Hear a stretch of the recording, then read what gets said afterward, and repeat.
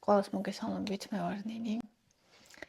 და აი გაიარა ახალმა წელმა, შობამ, ბედობამ, ძველი ახალმა წელმა და ალბათ ბევრი თქვენგანი ემზადება ახალი ბრძოლისთვის წონასთან.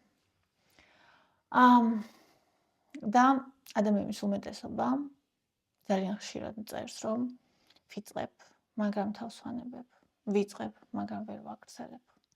და დღეს მინდა ამ ვიდეოში ვისაუბროთ იმაზე, როგორ დავიწყოთ სწორად. ისე რომ რამდენიმე ხანში არ მივატოვოთ ზონაში კლების პროცესი, ისე რომ დავდოთ შედეგი და ეს შედეგი შევინარჩუნოთ მთელი ცხოვრების განმავლობაში. თუ შენ ახლა იწყებ ზონაში კლებას და არ იცი ამას თურისთვის აკეთებ, ძალიან დიდი შანსია, რომ სირთულეების დაწყებისთანავე თავს დაანებებ ზონაში კლების პროცესს.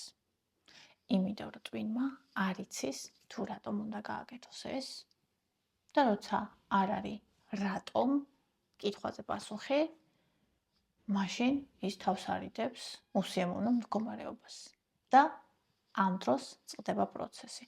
არა იმიტომ რომ შენ სუსტი ხარ, არამედ იმიტომ რომ არასწორად დაიწყე. დღეს მინდა ვისაუბროთ თემაზე, რატომ ვერ ინარჩუნებს შედეგს ადამიანთა უმრავლესობა, რა არის კალორიული დეფიციტი, როგორ შევიდეთ ისე რომ არ გადავიწვათ და არ მივატოვოთ ეს პროცესი. რატომ არ მუშაობს არც მკაცრი დიეტები და არც მკაცრი დიდი დეფიციტი გრძელვადიანად, რა არის ერთადერთი რეალური გზა იმისთვის, რომ შედეგი შევინარჩუნოთ მთელი ცხოვრება. თუ დაინტერესებული ხარ ამ ყველაფრით, დარჩე ჩემთან ერთად. ერთ-ერთი მნიშვნელოვანი კითხვა, რომელიც აუცილებლად უნდა დავუსვათ საკუთარ თავს, სანამ ზონაში კლებას დავიწყებთ, ეს არის რატომ მინდა ზონაში დაკრება. კვლევებით არის დადგენილი, რომ ის ადამიანები, ვისაც აქვს შინაგანი და ღრმა მიზეზი, თუ რატომ უნდა ზონაში დაკრება, 2-3-ჯერ უფრო ხშირად ინარჩუნებენ შედეგს. რეალურად მიზანი არ უნდა იყოს ის, რომ ვიღაცამ გითხრა, რომ სუქანი ხარ. მიზეზი არ უნდა იყოს ის, რომ მოდაშია სიგამხდრე. მიზეზი არ უნდა იყოს ის, რომ გინდა ლამაზი იყო. მიზეზი უნდა მომდინარეობდეს შინაგანი მოტივაციიდან, მაგალითად, იყო ის, ვისაც გრძნობ რო ხარ, ანუ შენი გარეგნობა ემთხვეოდა შენს იდენტობას, ან რომ იყო ჯანმრთელი, შეძლო ხარისხიანად იცხოვრო, არ აქოშინდე, როცა ახვალ კიბეებზე კონდეს ბევრი ენერგია ხარისხიანი ცხოვრებისთვის და ასე შემდეგ და ასე შემდეგ. ის ადამიანები, ვინც გარეგანი მიზეზით, ანუ სილამაზის, ან მოდის სტანდარტების გამო იწყებენ ზონაში კლების პროცესს, 4-6 კვირაში თავს ანებებენ ამ ყველაფერს და დადიან სამწუხარო ჩაკეტილ წრეში. ძალიან დიდხანს. ეს ტენდენცია დამტკიცებულია კვლევებით, ქცევით ფსიქოლოგიაში. როგორც კი ზონაში კლების დროს წარმოიშვა პირველი დაბრკოლება, პირველი უსიამოვნო მომენტი, ტვინს უჩნდება კითხვა. ღირს?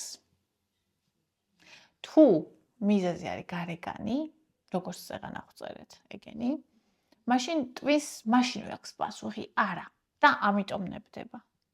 ხოლო თუ მიზეზი არის შინაგანი, რომ მაგალითად მე მინდა რომ ვიყო ჯანმრთელი, მე მინდა რომ მქონდეს გამძლეობა, რომ ჩემს შვილებთან და საყვარელ ადამიანთან ერთად გავატარო ხარისხიანი დრო, მე მინდა რომ არ დამემართოს დიაბეტი და ასე შემდეგ და ასე შემდეგ. მაშინ აქ აღარ ისმება კითხვა, მინდა თუ არ მინდა, დავნებდე თუ არ დავნებდე. აქ ადამიანი როცა უჭირს, იწყებს გამოსავლის ზებნას, ადამიანის ტვინი. ხვდებით? მოტივაცია უნდა იყოს ღრმა და შინაგანი. ანუ მთავარი კითხვა ის არ არის, რამდენი კალორიით ვიწყებ. მთავარი კითხვა ის არის, რისთვის მინდა ზონაში დაკრება. და ეს არის პირველი, რაც უნდა გააკეთო ზონაში დაკრების წინ. დაუსვა შენ თავს კითხვა და უპასუხო მაქსიმალურად გულწრფელად. ერთ-ერთი ძალიან მნიშვნელოვანი კითხვა ასევე, რომელიც კიდევ შეგიძლია დაუცე შენ თავს დაწყების წინ. თუ ერთი თვის განმავლობაში ჩემი წონა არ დაიკლებს ისე, როგორც მე მინდა რომ დაიკლოს, კიდევ მექნება მიზეზი იმისთვის, რომ გავაგრძელო? აი მე დავაკვირდი ამას, ჩემს მარათონშიც დავაკვირდი. ის ადამიანები, რომელიც წყვეტენ პროცესს და აღარ აგრძელებენ, თვლიან, რომ ძალიან ნელა იკლებენ, რომ ეს ძალიან ცოტაა და ამის გამო საერთოდ ანებებენ თავს წონაში კლებას. ანუ ერთ-ერთი მნიშვნელოვანი ხაფანგი, რომელშიც ჩვენ ვებმებით, არის ის, რომ გვინდა ჩქარა დავიკლოთ და დაუბრუნდეთ ძელჩვევებს. მაგრამ როცა ჩვენ ვიწყებთ წონაში კლებას, უნდა ვიცოდეთ, რომ და მოვძებნოთ ჩვენზე მორგებული კვებითი ჩვევები და ქცევები, რომელსაც მთელი ცხოვრება შევინარჩუნებთ. ჩვენს ცხოვრებაში დავნერგავთ და შევინარჩუნებთ. ხოლო თუ ამას არ გავაკეთებთ და დავიკლებთ, შემდეგ დავუბრუნდებით იმას, რაც იქამდე იყო, და გვუბრუნდება ის წონაც, რაც იქამდე გქონდა. ეს ლოგიკურია. თუ შენ თავს დაუსვი კითხვა, ერთი თვის მერე, თუ ჩემი წონა, რაც დავიკელი, არ იყო ისეთი, როგორც მე მინდა და მე აღარ მენდომება, რომ წონაში კლება გავაგრძელო, მაშინ ანუ კალორიებზე კი არ უნდა იფიქრო, ან ნებისმიერ დიეტის მოძებნა კი არ უნდა დაიწყო. ჯერ არის მოსაძებნი შენი შინაგანი მიზეზი თუ რატომ გინდა წონაში დაკლება. ხოლო თუ ამას ვერ იპოვი, შეგიძლია უბრალოდ შეეშვა ამ აზრს. დროებით. რა არის კალორიული დეფიციტი? ძალიან მარტივად. ჩვენ საკვებისგან ვიღებთ ენერგიას. იმისთვის, რომ ვიცოცხლოთ და ვიფუნქციონიროთ. როცა ადამიანი იღებს იმაზე ნაკლებ ენერგიას, ვიდრე დღის განმავლობაში ხარჯავს, აი ეს არის დეფიციტი და ამ დროს ხდება წონაში კლება. მაგრამ დეფიციტი შეიძლება იყოს ძალიან აგრესიული, ანუ დიდი დეფიციტი და დეფიციტი შეიძლება იყოს ჯანსაღი. ჯანსაღი დეფიციტი არის სადღაც 10-20%. ხოლო უფრო მეტი არის არაჯანსაღი დეფიციტი, რაც ასევე იძლევა შედეგს, რომელიც არ ნარჩუნდება დროში, იმიტომ რომ ორგანიზმი იმშევა. როგორც ფიზიკურად, ასევე ფსიქოლოგიურად. კალორიების დეფიციტი არ უდრის შიმშილს, არ უდრის მკაცრ შეზღუდვებს, არ უდრის სისუსტეს და უენერგიობას. საუკეთესო დეფიციტი, იმისთვის რომ წონაში დავიკლოთ, არის 10-20%-იანი დეფიციტი. უფრო მეტი დეფიციტი ზრდის შიმშილის გრძნობას, იწვევს რისკს, რომ ჭამაზე კონტროლს დავკარგავთ და ზრდის წონის დაბრუნებას 2-3-ჯერ. ძალიან დიდი დეფიციტი ზრდის შიმშილის გრძნობას, ზრდის რისკს, რომ დავკარგავთ კონტროლს და binge eating-ები გვექნება და ზრდის დაკლებული წონის დაბრუნებას 2-3-ჯერ. ბიოლოგიური მიზეზები რატომ ანებებენ თავს ადამიანები კალორიულ დეფიციტს დასაწყისში. ადამიანთა 80% აი ამ მიზეზებით ანებებს კალორიულ დეფიციტს დასაწყისში თავს. ეს არის შიმშილის ზრდა, ენერგიის დონის შემცირებას და საკვებზე ფიქრების გაძლიერება. ეს ხდება ადამიანების უმეტესობაში და ეს დასაწყისში ნორმალურია. ფსიქოლოგიური მიზეზები, ეგრეთ წოდებული დიეტური აზროვნება, ადამიანი ფიქრობს, რომ თუ ერთი პატარა რაღაცა შეეშალა, მორჩა, ყველაფერი დამთავრდა და ხვალიდან უნდა დაიწყოს და დღეს კი უნდა ჭამოს. ასეთი ქცევა დაკავშირებულია binge ჭამასთან, პროცესის მიტოვებასთან და დაკლებული წონის სწრაფ დაბრუნებასთან სამწუხაროდ. ეხლა ისეთი პერიოდია, ჩაიერა დღესასწაულებმა და ძალიან ხშირად ხდება აგრესიული კალორიული დეფიციტის მქონე წონაში კლების საშუალებების დარეკლამება, ადამიანები, რომლებიც 100+ კილოგრამს ვინც იწონის, ასეთ ადამიანებს 800-1200 კალორიანი დიეტით აკლებინებენ და ძალიან მინდა რომ ამაზე ვისაუბროთ. რეალურად ეს არის ძალიან საშიში და ეს არის ძალიან არასწორი, იმიტომ რომ ეს არ იძლევა შედეგს, ეს არის ადამიანის გაწირვა, რომ ჩააგდო ორმოში, კვებითი აშლილობის ორმოში, საიდანაც ის ვერ ამოვა და იფიქრებს, რომ ეს ყველაფერი მისი ბრალია, სინამდვილეში ეს არის ძალიან არასწორი რამ. რატომ მუშაობს ეს მკაცრი შეზღუდვები მოკლევადიანად და რატო გვექმნება ილუზია შედეგიანობის? იმიტომ რომ დიდი დეფიციტი დროს ხდება ორგანიზმიდან სითხის გამოდევნა სწრაფად, იქნება ილუზია, რომ ადამიანი იკლებს, რა თქმა უნდა, ცხიმსაც იკლებს გარკვეული ოდენობით, ადამიანი იღებს სასწორზე შედეგს და უშიშდება ილუზია, შედეგის ილუზია. ძალიან ცუდი რაღაცა არის. რატომ არ მუშაობს ეს ყველაფერი გრძელვადიანად აი კვლევების მიხედვით? იმიტომ რომ ეს მოკლევადიანი მკაცრი დიეტები ზრდის შიმშილის ჰორმონებს, ამცირებს დანაყრების სიგნალებს, ასუსტებს თვითკონტროლს. და ყველაზე მნიშვნელოვანი რაც არის, ადამიანი არ სწავლობს ახალკვებით ქცევას, რომელიც იქნება მისი საყრდენი წონის შენარჩუნებისას. როგორც კი დიეტა დასრულდება, სხეული ცდილობს, რომ დაკარგული ენერგია აინაზღაუროს.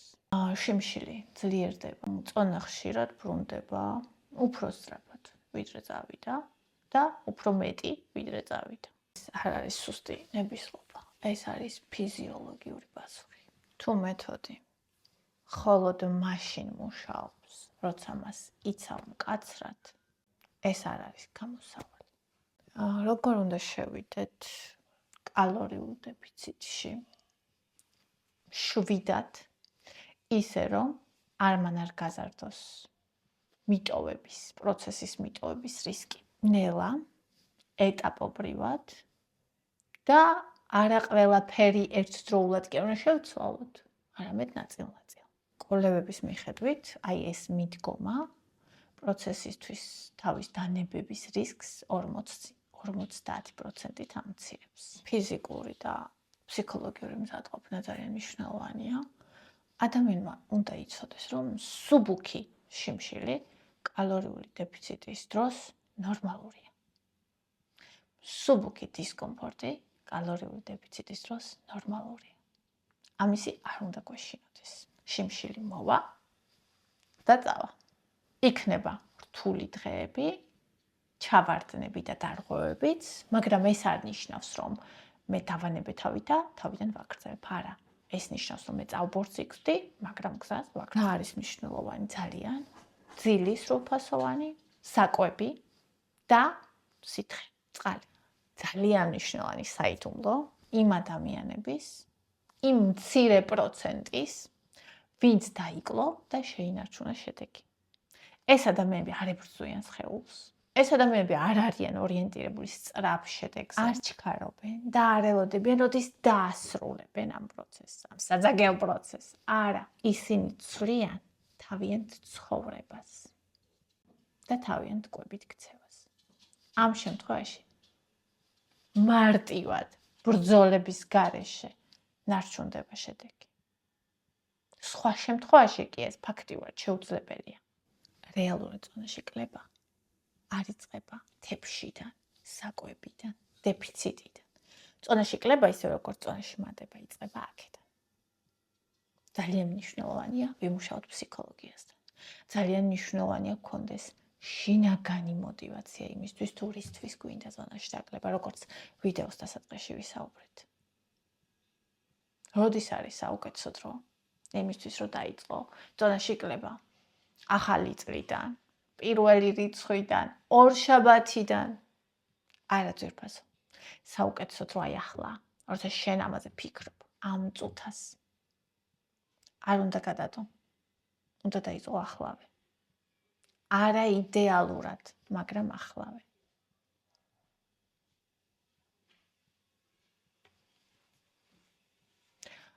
თავიდან არ არის საჭირო დიდი კალორიული დეფიციტი. თავიდან ჯერ ყველაზე ოპტიმალური არის 2 კვირის განმავლობაში დავაკვირდეთ რამდენს ვჭამთ, რასაც ვჭამთ ყველაფერი ავწონოთ, გავზომოთ და გავიგოთ რამდენს ვჭამთ დღეურად. ახლა, აი როცა ვართ ჭარბი წონით, დასაკლები კილოგრამებით, რამდენს ვიწონით ახლა? და როცა გავიგებთ, რამდენს ვჭამთ ახლა? და როცა ამას გავიგებთ აქედან, აი ამ ოდენობიდან შევქნათ 10, 15, 20 მაქსიმუმ პროცენტიანი დეფიციტი. ეს არის გარანტი იმისა, რომ ვიქეიფებთ, ყველაფერს შევჭამთ, სუბუქში მშილსად ვუართავთ და ფინიშამდე მივავთ დანებების გარეშე. მიყვარხართ ძალიან. კოცნით და გახსოვდეთ, რომ ყოველთვის ყველაფერი აქედან იწყება.